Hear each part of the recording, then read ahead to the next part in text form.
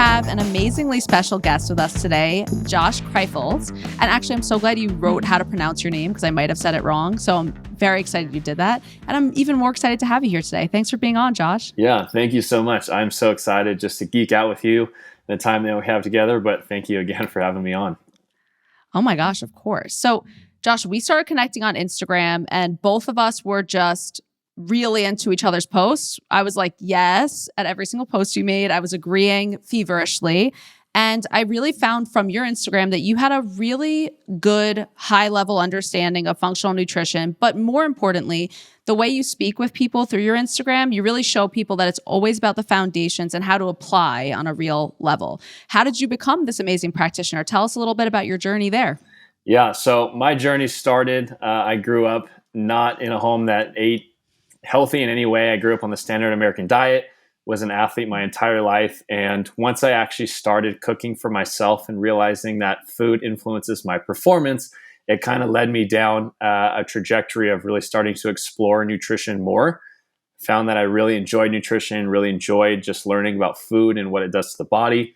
I suffered with acne as a kid through my teenage years. And once I started switching off the standard American diet, I realized that my acne had cleared up, that my energy was better, my sleep was better, my performance was better. So I was like, this is interesting. Let's explore this further.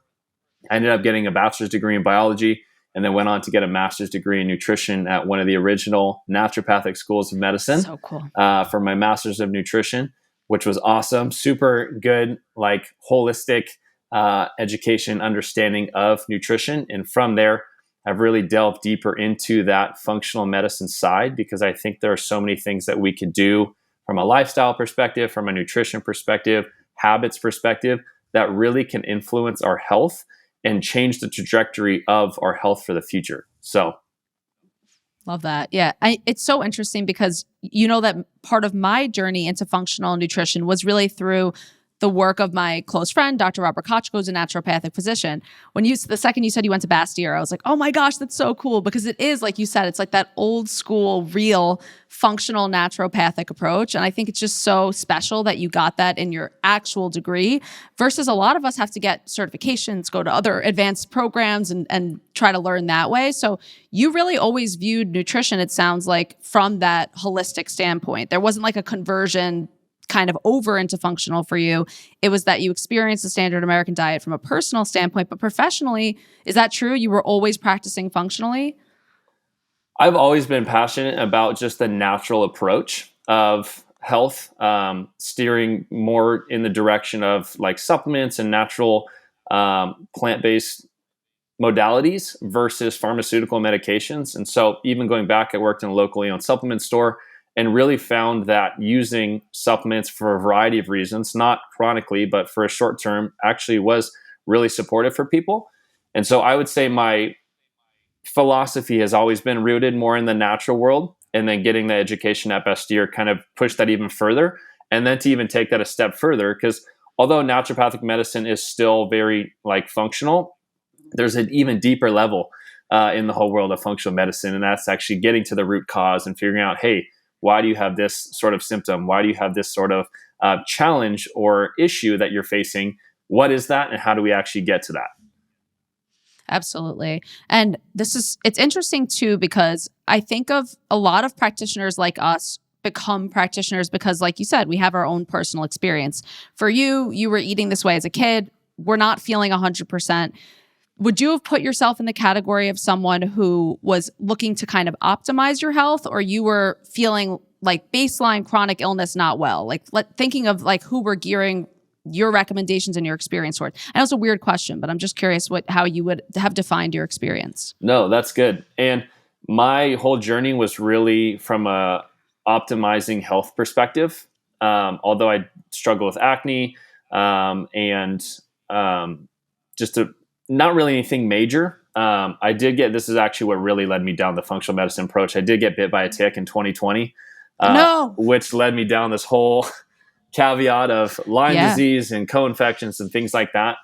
And so I've never really, I would say, manifested anything that would be indicative of like a major chronic disease. However, walking through that with, at the time, my girlfriend, now my wife, just a lot of gut stuff, So she was more on the, okay, having some sort of medical issue, needing to make an adjustment. Yeah. I was more coming from a, hey, how can I optimize my health? How can I optimize the way that I'm functioning? How can I optimize my energy, my mood, my sleep, all of these components, which is then obviously down many rabbit holes. And so being able to take that, both my own perspective and then in my wife's, two very different trajectories, but also so heavily influenced by that root cause approach, has been awesome. Yeah, you really took my bait on that question. Thank you. So what I was hinting at is I think a lot of people are very like, oh, Josh has always been healthy and I don't know if he's going to get it.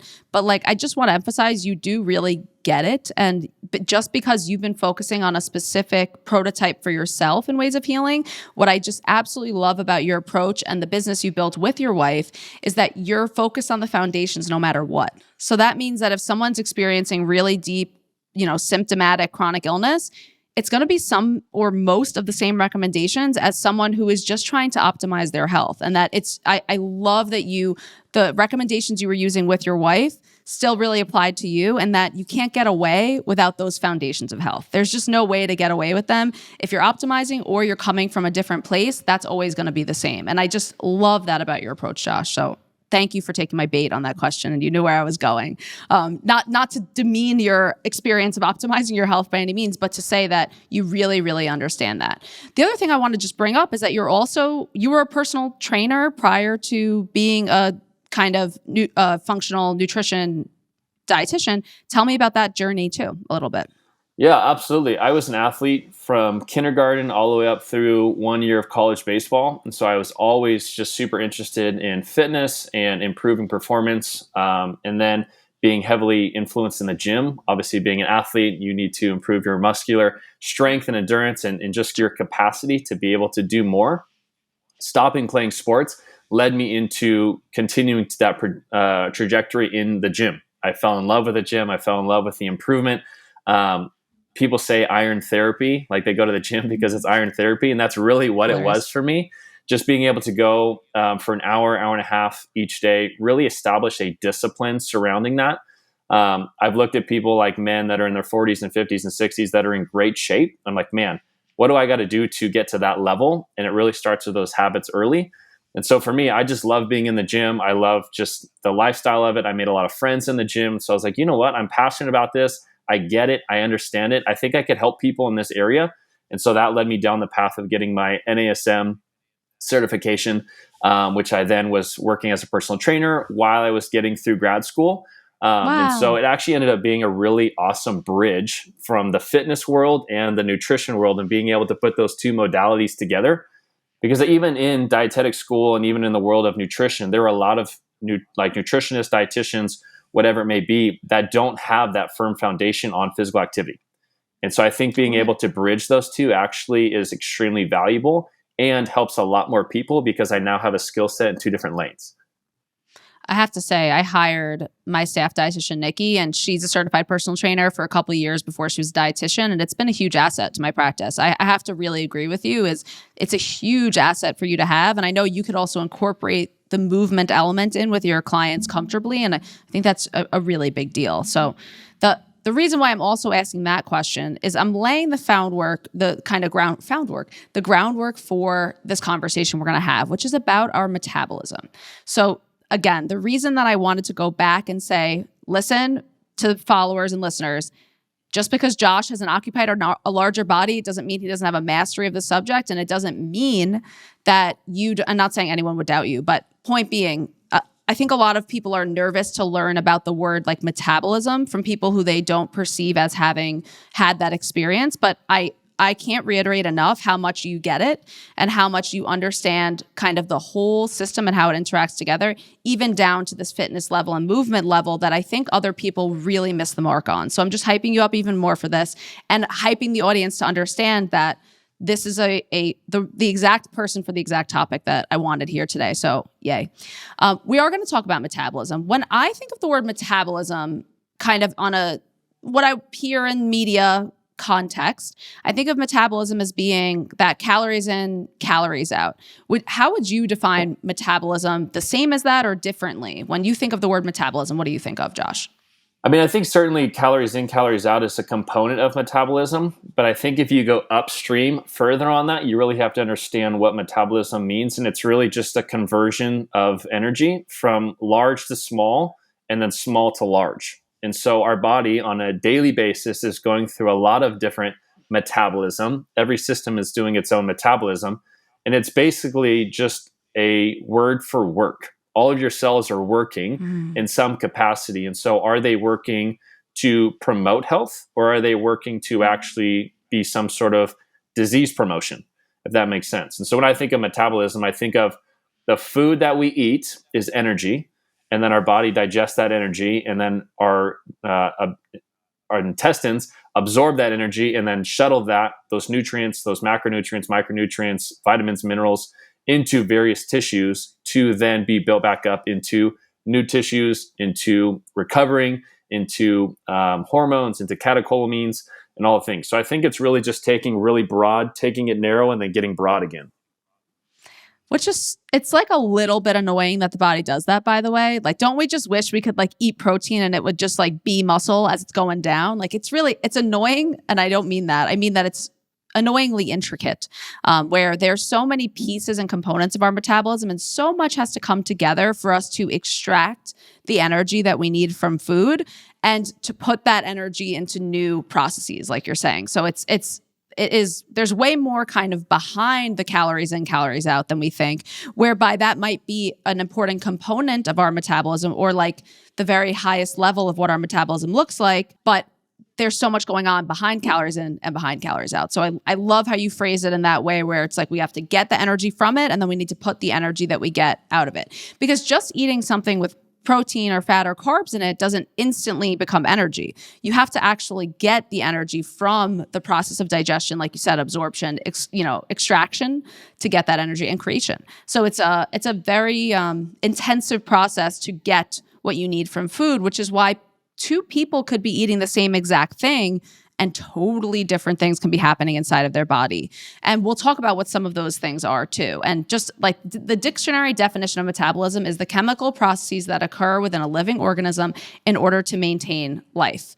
That is way different than the myopic view that we have of metabolism, which is it's this thing that we get that's hereditary that makes us lose weight or not lose weight, right? That's generally how we think of it. So I loved your kind of explanation.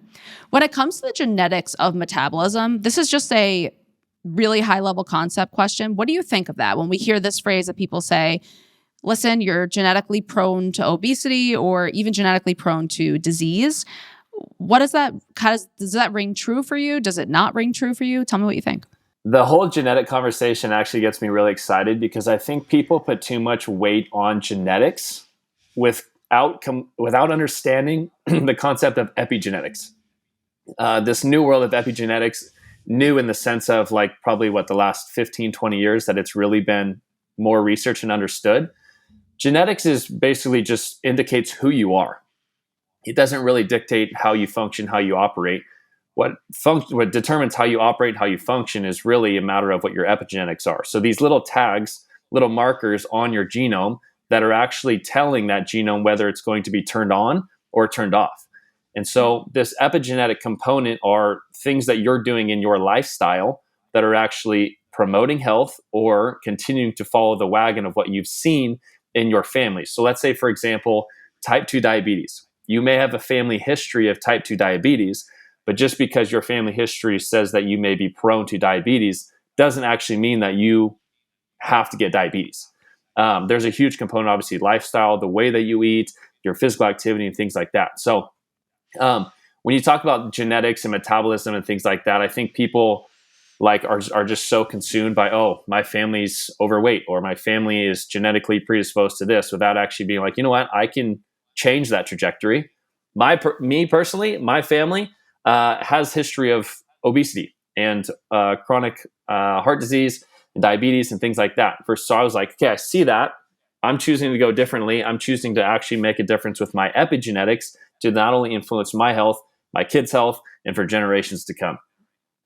Totally, yeah. And when we think of the word epi, we think of environment. And I like that you're using the words to be empowering to people, as opposed to when I feel like people fall into that trap, they can feel like everything is genetic and I'm kind of going to push a brick wall the rest of my life. And then we also both, of course, acknowledge that there are real genetic predispositions for things, but there's still, no matter how high that genetic predisposition is, there's always at least a tiny little something that can be done. And that's what kind of, I think, the magic of functional nutrition is finding the magic in those tiny little somethings. Because it is true that sometimes the odds can be stacked against you, for sure. But it's unfair to say you need to bootstrap to overcome that. And that might very well be the case. So we can be real about that too.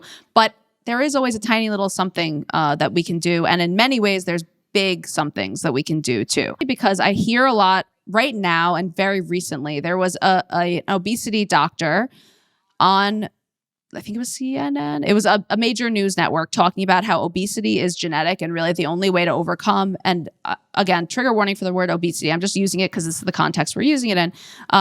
That quote unquote obesity is genetic and there's nothing you can do about it. So what I always found really fascinating about this argument is that the number of people occupying larger bodies has become more over time, right? We know that. So there's one study that I wanted us to talk about too, which came out of the American Journal for Clinical Nutrition in 2022. And it showed that basically the way people were eating 40 years ago, calorically, was very similar to how we're eating now. And the amount of physical activity we were doing 40 years ago was very similar to what we were doing now. But the kind of number of people occupying larger bodies has gone up and up and up and up. Josh, did you hear about the study? What's your take? What can you say about that? If we're eating the same calories as we were before, but our weight continues to go up, and take into context that kind of idea that obesity is genetic, how do you grapple with that information? I was actually surprised to see that the calorie intake is pretty close to what it is now as it was. Looking at the graph in the late 1900s, 1990s.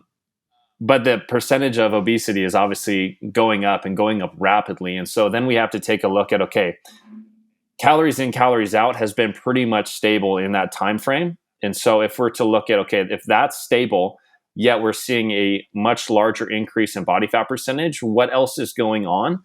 And obviously then you have to look at, okay, what is the quality of the food?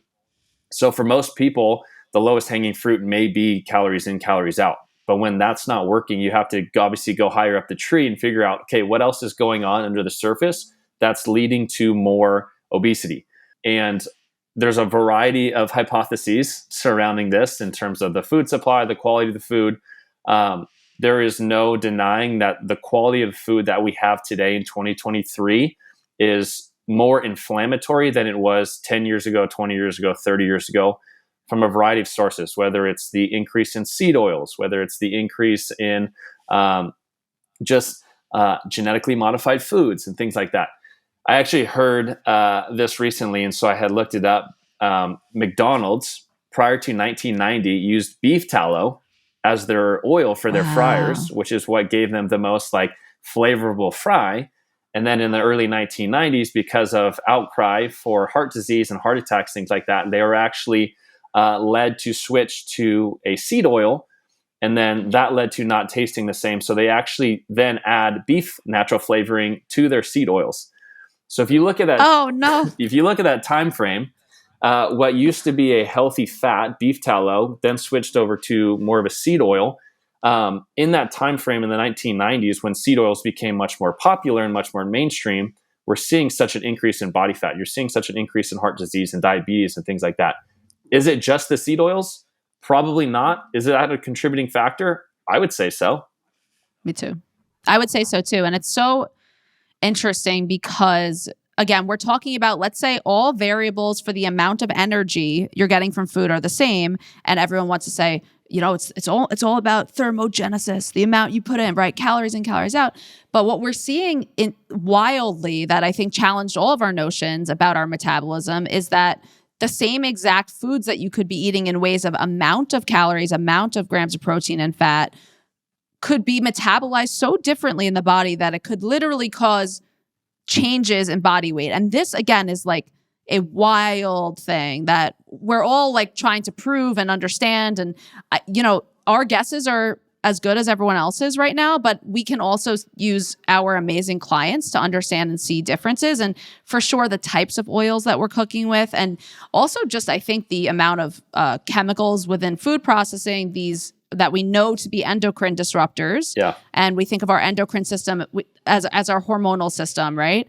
If there's chemicals in foods that are influencing our hormonal system, our thyroid, and the downstream effect of that, that can influence how much energy we extract from food. And another piece of this that I think is really important is that our gut bacteria help us to extract nutrients, and the kind of variation of energy consumption that they can make is 8 to 22%. So that means that two people, if they have different gut bacteria, can get more calories from the same food if their gut bacteria isn't balanced. So certainly if any of these foods or chemicals in these foods are influencing our gut or influencing our hormones, they're going to be influencing our metabolism. Would you agree with that? Yeah, absolutely. I mean, even as a dietitian, one thing that we often look at is gut health. How many people are you seeing now that have SIBO or some sort of gut like infection, SIFO, some sort of dysbiosis in some capacity now compared to even when you were in school, even like prior to that? Like, it's so prevalent. So what are we doing on a day-to-day basis that's actually disrupting that bacteria in our gut, which is then obviously influencing how we're uptaking nutrients? The gut-brain axis is almost its own endocrine organ in itself. And so how are we supporting the gut through food? How are we supporting it through lifestyle, through stress, things like that? Yeah, I mean, the gut is so a mystery, but so fascinating at the same time. Yeah, the gut and our brain, like, we're still getting in there. It's still like it's going to take so many more hundreds of years for us to fully understand. And I think it's so hard for us to fully understand these deeply intricate mechanisms that happen within our body, because they're also so influenced by our spiritual selves, by our mental selves.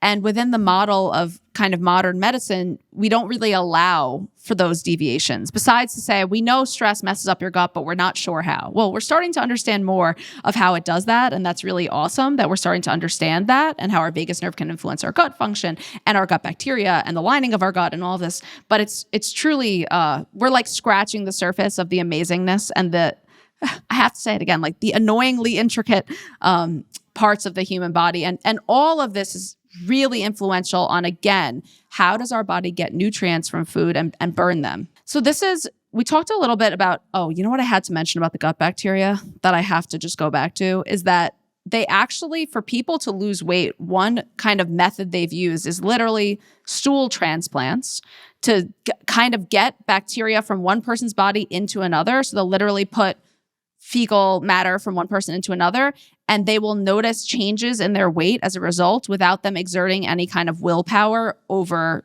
what they're eating and how it's changing. Because again, these internal mechanisms are so essential for our metabolism to function properly. Tell me also, when it comes to our metabolism, how do you kind of play thyroid into the metabolism picture? What role do you believe the thyroid plays in our metabolism? Because I know it's a big topic too. Yeah, even just touching really quickly on the fecal transplant aspect, this is something that we learned in school, but at the time was only really being used for C. diff patients.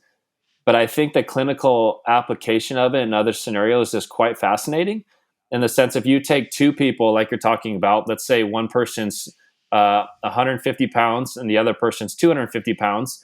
If you were to fecal transplant the 150-pound person into the 250-pound person without doing anything, people are losing weight. And so it then goes to play like, wow, the gut bacteria actually has a significant influence on how we're uptaking calories and things like that. And then obviously, like that gut-brain axis, what the microbiome is wanting to feed on. Is it mostly sugars? Is it a variety of different things? But the thyroid has a huge component to overall metabolism, which actually does end up requiring the gut to be healthy. The thyroid is basically the body's thermostat. It controls everything downstream. And so for many people, and this is also something that I'm seeing a lot more clinically, is this hypothyroid or even Hashimoto's. And so a lot of people are presenting with hypothyroid or Hashimoto's, but that would actually be secondary to some sort of gut infection or some sort of parasitic infection. And so rather than just addressing, like I've seen this a lot, it happened with my wife. She was hypothyroid. She was given thyroid medication. There was no change in her thyroid labs. She has a lot of stuff going on in her gut. And so it was very clear that she's not converting inactive thyroid hormone to active thyroid hormone. And so from the functional approach, what is actually being needed to do? The thyroid may be okay, but actually if we go and look at the gut may be like the missing piece or some sort of barrier that's not allowing your main driver of metabolism to actually go through its full circle, you know? Total. Yeah, I do know, Josh, and I totally freaking agree. And let's use the word circle when we think about that too. And I think about our metabolism again, as it's like, all right, if let's say we have a gut issue and that influences our body releasing more stress hormones. Stress hormones block the conversion into active thyroid hormone. So really, again, your metabolism is not this. If we think of our bodies like a car, it's not like the amount of fuel that's in the car that matters. It's how the whole car is running. So I wouldn't worry so much about like what exact foods you're putting in if the whole thing isn't running in the first place, right? If you pour really lean fuel into the tank, it won't really matter if the car is turned off. So I think of anything that we talk about addressing our metabolism, we're addressing that whole system of that car.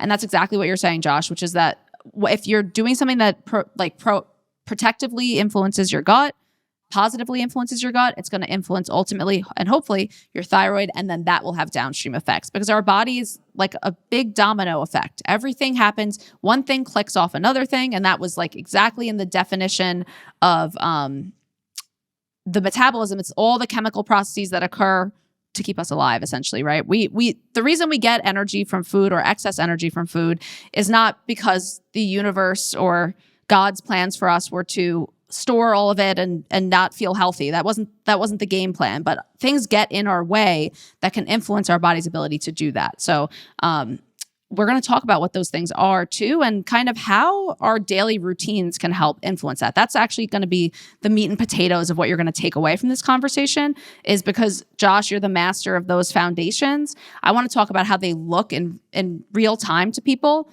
with application. So we're going to talk about that in a minute, but I'm not done with you yet, Josh. I need you for something else first too.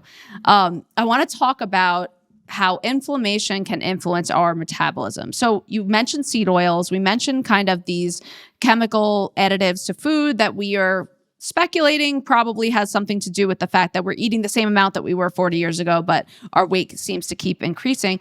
Tell us how you feel inflammation can influence our metabolism. I love this. You put me on a tee for this one.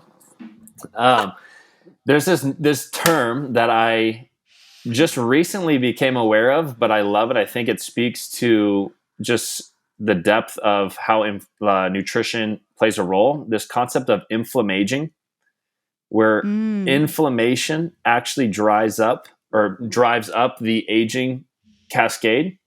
And so if you think about this principle, you've probably heard this before. Oh, I have a slow metabolism. Oh, I'm 30, I'm 40, I'm 50. I have a slow metabolism. In most cases, those slow metabolisms are just deconditioned metabolisms. So if you imagine right now trying to get off your couch and go and run a marathon, for most people, that's going to be pretty unrealistic.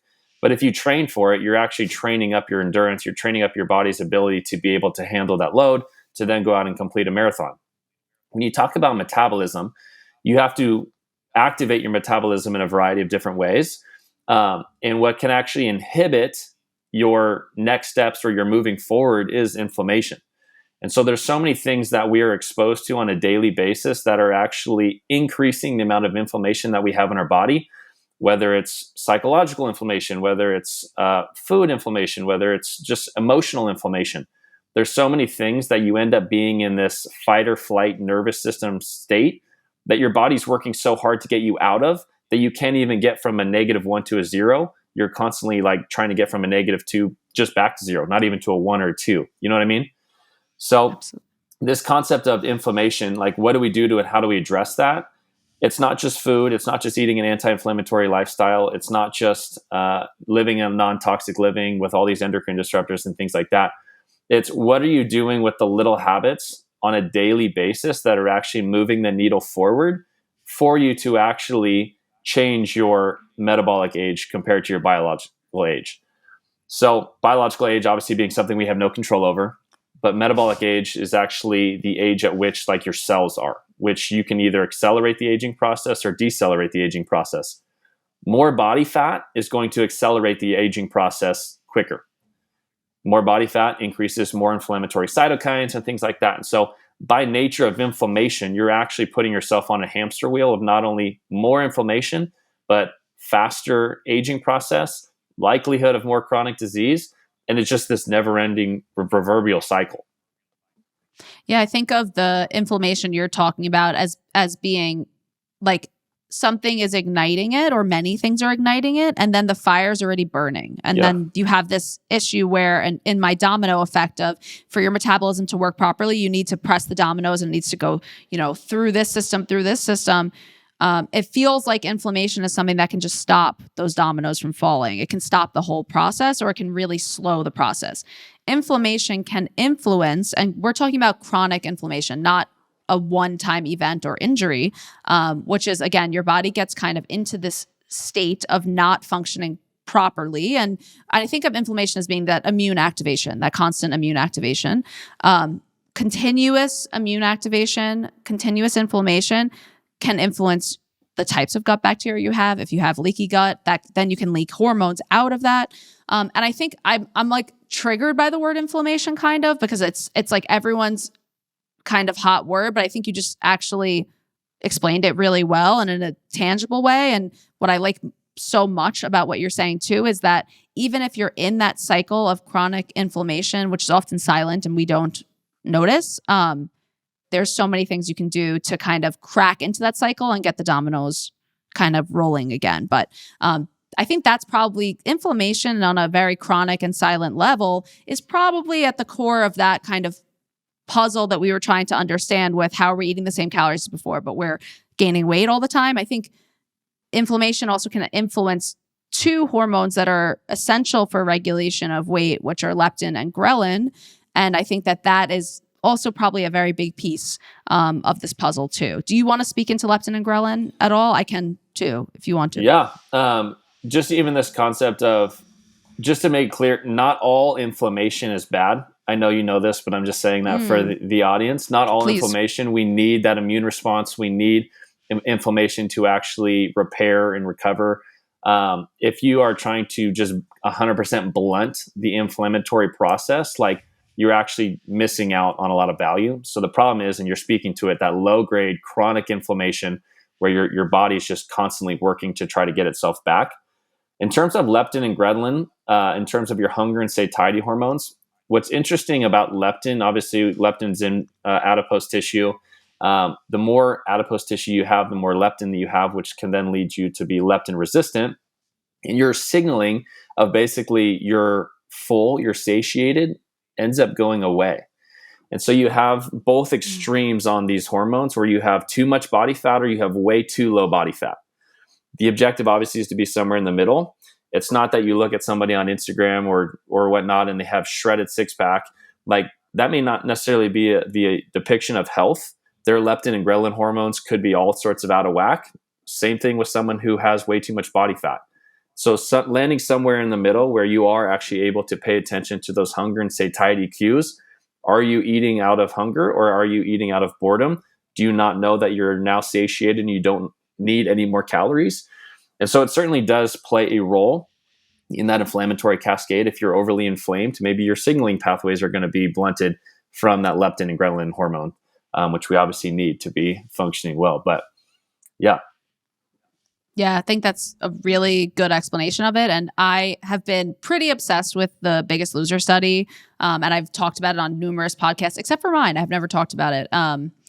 But I essentially, when they did a study on the contestants of The Biggest Loser, they found that the most successful contestants had the biggest issue with weight regain after. And I think what many people proposed was, hey, this is a problem with when they get back home from the ranch, they just eat whatever they want. And that really wasn't the case at all. It was that their metabolism had adapted so drastically, and so had their leptin levels, which is, again, that hormone that is going to signal satiety, so that they basically would eat their resting metabolic rate. Their metabolisms had been destroyed, essentially. They were 500 calories lower than they anticipated, and their leptin levels had not recovered. So they were feeling ravenously hungry and they were burning much less than before. And I think for a lot of people in the intuitive eating, body positivity space, we hear like 98% of diets fail. You should never count calories. You should never do any of this because it doesn't work. And I think the Biggest Loser is like kind of a really extreme example of that, and probably one of the only examples that supports that, because there's a lot of different studies that show that different things can help with weight loss. It's not like a completely lost cause. It's much harder than we think, but a big piece of that puzzle is making sure your leptin levels are adjusting with you and not too high, or that they're being that they're not resistant.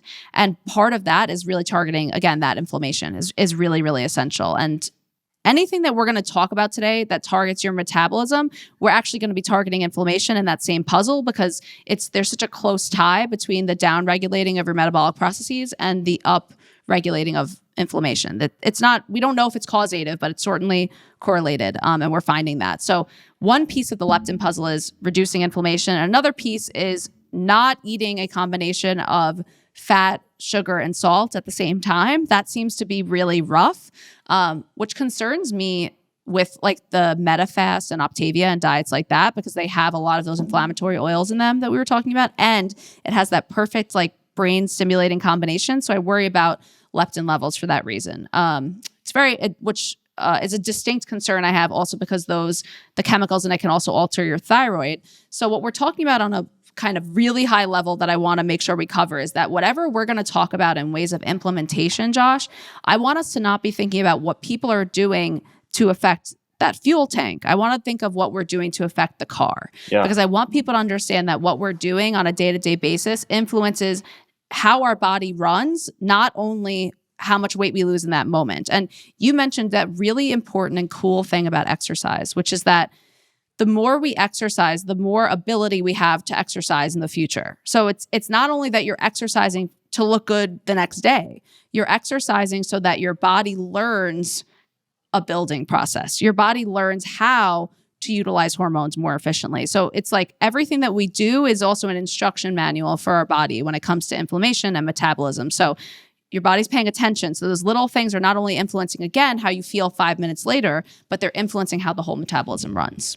Yeah, absolutely. And even just quickly to speak on that, this is why you see people that are quote unquote cardio bunnies. I'm just using that term because that is Bunnies. Mainstream. It's fun. But people that only do cardio and don't spend any time on resistance training, typically you see there not to be much improvement in their resting metabolic rate, versus the people that are actually spending time strength training, building up lean tissue. You may be burning more calories in the gym doing cardio in a 60-minute window versus strength training. But over time, you're actually going to end up burning more calories with more muscle mass, which muscle mass is the main driver of metabolism and how many calories you're burning, because it's so energetically expensive to have more muscle. And so improving muscle mass via strength training, via progressive overload over time is going to be the opportune thing for improving your metabolism versus just trying to focus on burning calories. I love that. Yeah. So again, Josh, you just nailed in our point, which is that everything we do for the long game and the short game. We want the short wins, but it's really about how do we make the system operate more efficiently, not just how do I lose these 4 ounces today in the gym. Exactly. I love that. And muscle really is essential for that, and protein consumption is essential for that. So let's get into our day a little bit. I want to talk about I want to like frame us through the day and all these different things we can do and how we should think about how are we supporting our metabolism and that whole system through the actions we take through the day. Start me with first thing when you wake up, Josh. What can you be doing first thing when you wake up that could be positively or negatively influencing your metabolism for the whole day? Sure, absolutely. So if you think about obviously your day, you're thinking about circadian rhythm. Not just the dark light cycle, but also movement, also temperature, hormones, things like that. And so when you wake up, you have an increase in cortisol. And so from there, starting the day, the best thing that you could do is get up, get moving, get natural light on your eyes just to help that brightness, get yourself into that rhythm of that circadian rhythm. Personally, for me, my schedule allows me to work out first thing in the morning. I've had to adjust that. Typically, I was a mid-afternoon to evening person, but now just with schedule and marriage, working out first thing in the morning is the best thing for me. And so my morning routine typically looks like get up, get moving a little bit, head to the gym, get about a 45-minute to an hour workout, come home, eat a big hearty meal, and then get into the office and kind of go about my day from there. Breaking that up in terms of like hormones and metabolism and things like that, I try to have regular protein throughout the day. I think that's something that really is functional for me. I think that's beneficial not only just for maintaining muscle protein synthesis, maintaining blood sugars, but I just noticed that if I'm eating protein regularly throughout the day, I feel much better. And you probably have some personal experience with that too. But yeah, from a metabolism perspective, and then in the evening time, like really allowing myself to wind down, going back into that circadian rhythm component, light and dark. So evening time, dimmer lights. I wear 99% blue light blocker glasses in the evening just to kind of help my body naturally wind down. And then in terms of temperature, because I'm a big sauna and cold plunge guy, sauna. I was waiting for you to talk about that, by the way. I'm like, where's Josh's temperature things? Tell us about them. I can't help. I'm so hyped about sauna and cold plunge. Like these two modalities, the research is wild, but there's nothing that can impact, in my opinion, health over the long term with such little input like sauna and cold plunge. So in terms of circadian rhythm, it's probably best to cold plunge if you are going to cold plunge or cold shower beginning of the day, just because you get such an increase in epinephrine, which is your fight or flight hormone, such an increase in dopamine. Cold actually has a heating effect, which is kind of weird. Your body actually ends up increasing temperature to kind of regulate. So cold in the beginning, and then either sauna or hot shower at the end of the day. Shower, those are obviously hot, but what actually happens is it does create a cooling effect in your body, which is needed, especially when you go to sleep, because that cooling effect, that lowering of your core temperature actually stimulates growth hormone, your anti-aging hormone, your recovery hormone. And so if you imagine light and dark, trying to be as bright as you can early part of the day, dim in the latter part of the day. If you imagine if you're going to do cold exposure, do cold at the beginning, do hot at the end of the day. And then in terms of meals, it's probably best to eat more of your calories in the first half of your day than it is the latter half of the day. And then allow yourself time to actually digest and rest before going down to bed, where your metabolism is going to slow down a little bit naturally. So that was a beautiful synopsis, honestly, and extremely helpful for people. And I'm going to pull apart everything you said to add, like, I'm going to make you give us more because you just gave us so freaking much and I'm greedy and I want more from you. So first of all, it's so funny because a lot of what we think of as biohacking or a lot of what we think about in functional nutrition is just what I like to call being a person. So it's just like, yeah, don't use your phone at night because it's putting light in your eyes that your body doesn't think. Like, just be a person, like wake up. Don't first jump on your phone. Like, first notice that you're alive in the morning. Like, notice how you feel. Like, it's so funny because we all forget to do this. Like, I'm not judging anyone. It's just but the humanness of it is actually what's so potently helpful for our metabolism. And that is so funny. And even this idea, again, of I love you saying take a hot bath at the end of the day too. Thinking about, again, like our day, we want to have high energy and heat in the beginning of the day, and then we want soothing, calming, cooling by the end of the day. And that's what that bath does for us. And we need our internal body temperature to drop by 2 degrees for us to actually fall asleep. So that bath can really facilitate that. So again, it's like you're emphasizing the humanness of all of this. And that is what is so productive for our metabolism. Anything that is nature involving, anything that is connecting to what kind of our rhythm or of our environment is intended to be, is going to be potently supportive for our metabolism too. So our metabolism isn't only about limiting calories and doing things like that. It encompasses all of these incredible habits that you're mentioning too. Also, you have to tell us, cold plunging wise, you're not talking about even a tank. You tell us what you're doing to cold plunge. I think it's so cool. So I have a tank in my backyard, but I also, just because I'm so fascinated by cold plunge and I think that it provides so much benefit, I've just been like, you know what? I want other people to experience the benefit. Let's just meet at a public park. I'm blessed to live by a lot of lakes and a lot of fresh water. So every Saturday morning we get a group of people together and hop in the lake for 3 to 5 minutes. So cool. which has been super awesome. And just being able to see people's like trajectory. We've had some people that literally first time ever cold plunging are in tears just because they have such an aggressive nervous response. And then they come back because they felt the dopamine hit afterwards. They felt the adrenaline. They felt great after. And so I think just encouraging people to do cold, even if it's as simple as ending your shower with 30 seconds of cold water, even that is a barrier for people. But that is something that can so tangibly be done. Even if you're doing it a couple days a week, start with 15 seconds, start with 30 seconds. Before you know it, after a couple of weeks, you're going to be standing in and finishing your cold shower with 2 to 4 minutes, you know? It's awesome. So I do love getting people in cold. It's awesome. I've seen incredible stress reduction, my body's ability to respond to stress better. And honestly, as humans, we just want to be able to say that we do hard things. And so if I can actively put myself in a position where I'm doing hard things, the hardest piece of cold water immersion is mentally right before you get in. I've only done plunges. I've never like jumped in a lake before, but I can imagine it's extremely daunting. I'm here with it. And I've obviously done like other cold therapies too, like cryo, of course. So Josh, now I'm just like too into the cold. We got to talk more about the cold plunging situation. So in ways of how we're relating it to our metabolism inflammation, studies have shown that cold plunging can reduce that overall systemic inflammation. Are we aware of the mechanism of how it actually does that? Or is it just something that we're like, we know this works. It's doing something with the immune system. It's doing something with body temperature. Are we aware of that? This might be a hard question because I didn't let you prepare for it, but just out of curiosity. No, it's good. So conceptually, this is where my brain goes. If you imagine what's happening when you're immersing yourself in cold water, your blood supply obviously is shunted to the core to protect your vital organs. And so what happens in the periphery is you end up getting vasoconstriction, which is where your blood vessels constrict. That blood comes back. And then when you allow yourself, once you're out of the water, to actually warm back up, that blood is then pushed back out to the periphery. And so what you actually end up doing is creating your own kind of pump of pushing the blood in and out and also moving the lymph.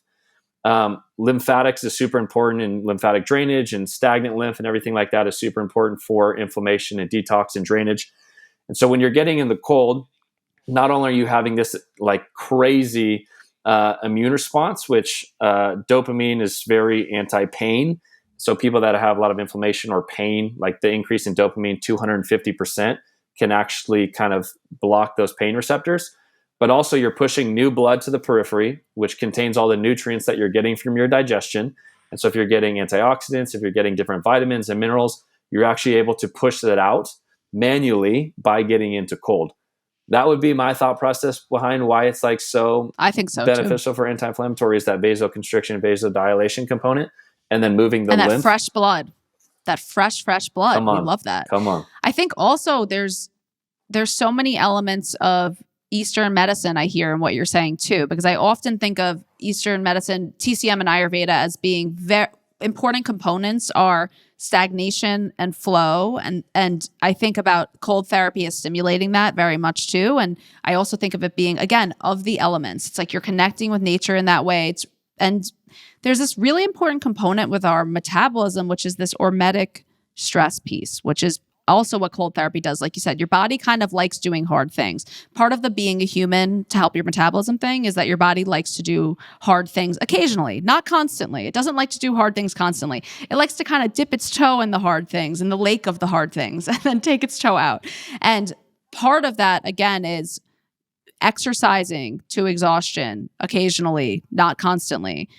Doing something like pushing your body again into cold, and I think and back out of it. It's almost like your body also learns, I can do this and then I cannot do this. So you get the benefits again in the moment, like we're saying, and then also for in the longer term, because your body just learned that it can do something and it learned how to do it, which is really cool. And you get the benefits of it. So again, when it comes to metabolism, that's always where my brain is going, not what helps me right now, what helps me overall. So I knew I was like, I got to do cold plunging with Josh. It's not even a question.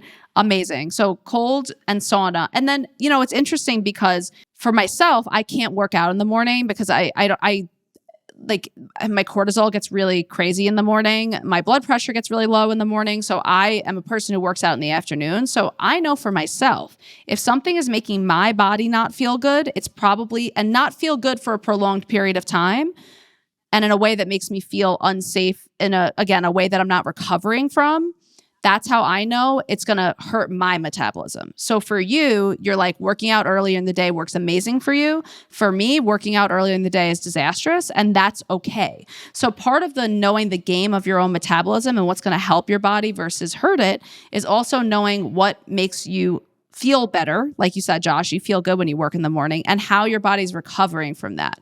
So Josh, how would you advise people find out what's going to be helping their individual metabolism versus hurting their metabolism? Like, when do we know we're pushing ourselves past exhaustion or we're pushing ourselves for that good stress? Like, what's the difference in your head?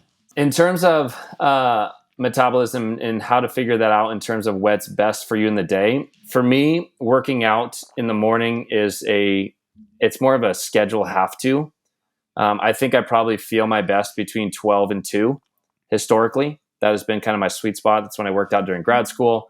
But out of necessity in my schedule, I've moved that to the morning. And so I think really understanding what's going to fuel you for the day. Do you feel just absolutely drained after your workout and you can't function? Well, then it's probably not going to be that smart to do that in the beginning part of your day, because you need to be a contributing citizen of society. But also at the same time, because of the stress that workouts are, you probably shouldn't be doing a workout within a couple hours of going to bed, just because your body's going to have that natural response of your cortisol is up, your body's going through that adrenaline and kind of that natural cycle of hormones and things like that. And so if you imagine the natural circadian rhythm, cortisol is highest in the morning and then it tapers off towards the end of the day. What you don't want to happen is you start to taper your cortisol and all of a sudden you work out and you spike it again before you go to bed. I mean, I have to tell you, I just have to so wholeheartedly agree on a personal note. And this is the truth for a lot of my clients who experience sleep disturbances, but I go to sleep about 8:30, 9 o'clock the latest these days. I know, it's so weird. The dream. And exactly, yeah. My new vibe is like 8 to 4, but like I can't see anyone in my life or speak to them if I do that. So like I have to, like, you know, my friends finish working at 8. My husband finished working at like 8 or 9. But if I work out even at 4, I'm up all night. Like I'm the type of person where like exercise is very energizing for me, like because of that cortisol. I have a very like tricky cortisol game that I have to play. So I really have to work out in that like 11, 12 o'clock, like you said, right in the square middle of the day. And I think it's really important to notice, again, how these habits influence you. If something is throwing off your sleep, if you're not recovering well, it's not going to be helping your metabolism in the long term. Recovery is essential for our metabolism to function. Sleep is essential for our metabolism to function. So again, I'll say it. Anything that gets in the way of you being a human, or as Josh said, a functioning member of society, is not going to be supporting your metabolism in the long term. So scorching your metabolism also through exercising too much and eating too little will absolutely have a negative adaptive effect on your metabolism overall. So the things that make you feel good, and not like dopamine feel good, not like rush to your brain, ooh, kind of good, but just like, hey, I feel even and good and solid, those things are probably going to be promoting your health in the long term. And I know it's hard because this is an intuitive process and a lot of us are not comfortable tapping into how we feel. But part of learning what's going to work for your personal metabolism is learning these tools, applying them, and being a little bit of a guinea pig to see what's going to work and what isn't. And I can tell you that so fascinatingly, and in a hard way too, like I have clients who have sleep apnea, and it's almost impossible for them to lose weight when they're not wearing their mask, just because sleep is so essential for metabolism. I'm telling you, like, these are people who are diligent executives. They know every calorie going into their mouth. They are on top of it and still unable to lose weight. So if you get those essentials of humanness down, often it makes an environment where your metabolism can function more properly. And we know that's because all of the kind of foundations of existence, our blood sugar and nervous system, sleep, the food that we're eating, the nutrients we're getting, are essential for our whole body to function. And a big leg of how our body functions is how we get energy from things and how we dispose of the energy we don't need from things, essentially, too. Yeah, absolutely. Nailed it. Yeah, just the foundational stuff that Josh and I love. What did we miss, Josh? What do you think is also important for people in ways of well, you know what? Let's do like a 1 minute ordeal on how you feel food can influence someone's metabolism, not only in the short term, but in the long term. Are there certain nutrients that you think are really important for long-term metabolic changes? I am a huge advocate for protein. I know we hit that a little bit, but protein is essential for lean muscle mass. It's essential for, in my opinion, anti-aging, because muscle mass is very helpful for the anti-aging process. I also, it's a bit controversial, I would say, in even the dietetic space is being so very meat forward, but I do believe that animal protein is a very, very spectacular source of nutrition. When you think about not only just proteins, healthy fats, things like that, but also the micronutrient composition. And so for me, and the way that I coach clients is for most people, increasing protein, seeing their energy actually adjust, seeing satiety improve. And then from there, we can actually start manipulating different variables and factors to actually influence weight loss. I have to say it because we're both dietitians, but I believe that nutrition really is the foundation of health. Like you can't exist without food. And so really being able to take the foods that you're eating, understanding metabolism, understanding how to get the most out of your food so that you can give the most is so, so important. So if you're doing everything right, but your nutrition is off, like you're going to be swimming upstream. Totally. And when we think about that definition of metabolism being the composition of the chemical processes that give you energy to be alive, think about the food that you're consuming and what's going to happen when it goes down. Which chemical processes are going to be influenced, and really, is it a hard process again? And is it a good kind of hard process like that hormetic? I think of like eating meat as it is an energetically intensive process to break down meat. You have multiple organ involvement versus like something like a blueberry. It's not as much of a big deal, I feel like, versus meat. Like you have protein and fat. So you got to get the liver involved. You got to get the gallbladder involved. You have a whole other slew of things. But what you're getting from that food is the nutrients necessary for all of those systems to run. And for all those systems to run, again, we need nutrients for metabolism to function properly. So cutting yourself away from nutrients is also going to put a huge damper on that system, as our system will slow down completely to compensate for the fact that it doesn't believe it's getting those nutrients in the future. So, and all of those nutrients are, we could have an entire episode on B6. I mean, each one of those nutrients are responsible for these energy and chemical processes that change throughout our body too. So I certainly believe animal protein is a huge hack for our metabolism because we're getting so much from it. And it also is very energy costly to break it down. But if I think of something like a processed piece of meat, it's energy costly, but not in a way that we love. Because what is going to be happening is that our body, again, is going to be also creating new kind of chemical processes that may eventually lead to some inflammation in the body too. So it's like, is it hard to digest in a good way where your body's working for it? Or is it hard to digest in a way where your body's like,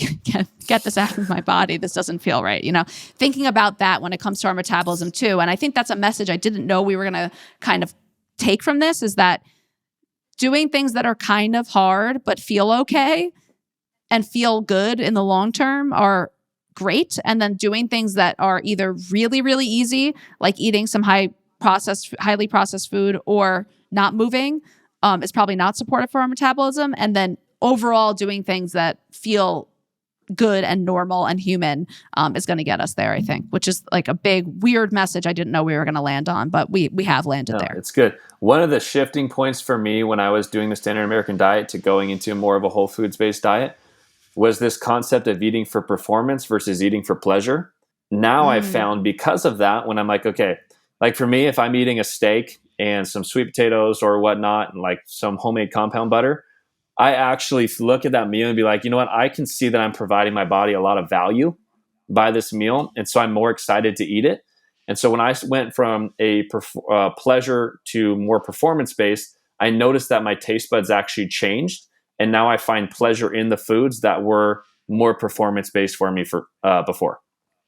That's awesome. And I also like this idea of pleasure being something that is like a satisfaction factor, as opposed to like that drug like opioid dopamine kind of pleasure, which it does feel different. It feels different eating like I always say there's like one food in the world that can really light me up, which is gluten-free Oreos. Like I eat them and I'm like, oh my God, like you almost feel your hand like moving towards a thing. I'm like, this is like real. Like it's very intense what they've done with them. It doesn't influence me doing it. I just like am like, get this away from me. Cause I'm like, oh my gosh. And I'm not that type of person. I feel very comfortable around food. I don't care if I have food in my house. There's just certain things that again, create that specific pathway. And that's not what I would call in the human pathway. You know, that's the superhuman pathway. And we want to maybe avoid the superhuman pathways. Josh, I can't thank you enough for getting also kind of weird with me and going in different directions we didn't anticipate. And you still were so on and provided so much value for everyone. So thank you so much. Where can people find you? Where can people work with you? Because I know they're going to be running to your page after this. Yeah, this was so much fun and we could geek out for hours. So I sincerely appreciate you having me on. Best way to find me is on Instagram at Josh Kreifels RD or on my website, kreifwell.com. I do one-on-one coaching as well as have a firm foundational course. So if any of this, all the foundational principles that we talked about today, you want to dive deeper in, that is my passion, is to help people with those foundational principles. So that course is available on our website. Reach out to me, ask questions. But again, Michelle, thank you so much. Oh my gosh, it was a freaking ball. Thank you, Josh. Please go follow him. And again, King of Foundations, which I think is the coolest thing ever. So check out his course too. Thank you. And I'm sure we'll have you back in the future.